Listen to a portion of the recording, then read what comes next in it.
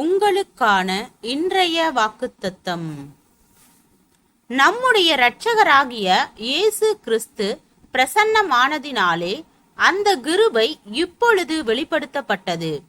அவர் மரணத்தை பரிகரித்து ஜீவனையும் அழியாமையையும் சுவிசேஷத்தினாலே வெளியரங்கமாக்கினார்.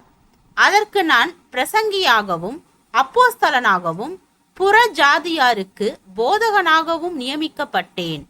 அதன் நிமித்தம் நான் இந்த பாடுகளையும் அனுபவிக்கிறேன். ஆயினும் நான் வெட்கப்படுகிறதில்லை.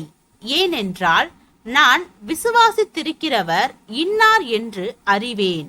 நான் அவரிடத்தில் ஒப்பு கொடுத்ததை அவர் அந்நாள் வரைக்கும் காத்து கொள்ள வல்லவராயிருக்கிறார் என்று நிச்சயித்தும் இருக்கிறேன். 2 தீமோத்தேயு 1 அதிகாரம் வசனம் 10, 11, 12.